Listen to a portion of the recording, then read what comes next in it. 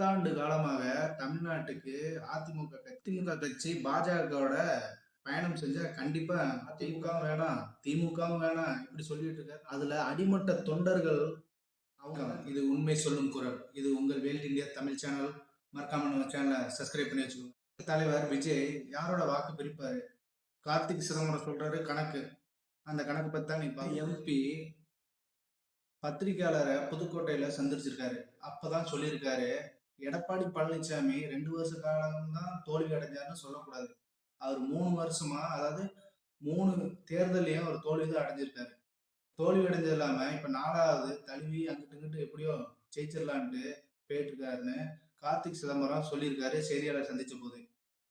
10 காலமாக தமிழ்நாட்டுக்கு அதிமுக கட்சி எதுவுமே செய்யவில்லை.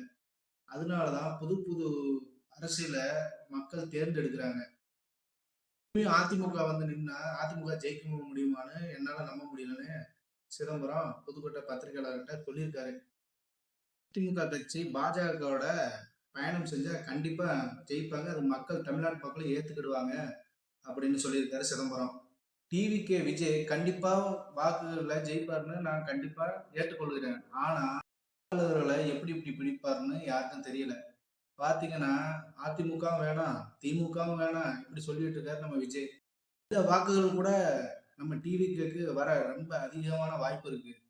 ஆனா அதிமுகவும் சரி, திமுகவும் சரி, அந்த அந்த ஆட்சியில உறுதியா இருக்கிறவங்க கண்டிப்பா அவருக்கு வாக்களிப்பாரா என்று தெரியவில்லை. அதை தான் சொல்லியிருக்காரு கார்த்திக் சிதம்பரம்.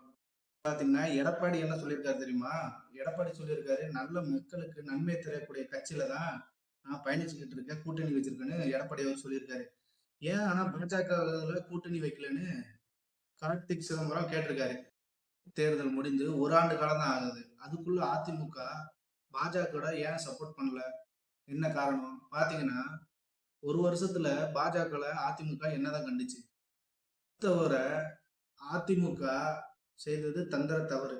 ஏன்னு கேட்டீங்கன்னா, அதுல அடிமட்ட தொண்டர்கள் அவங்க தான் இந்த கூட்டணியில சேரக்கூடாதுன்னு கண்டிப்பா சொல்லியிருக்காங்க.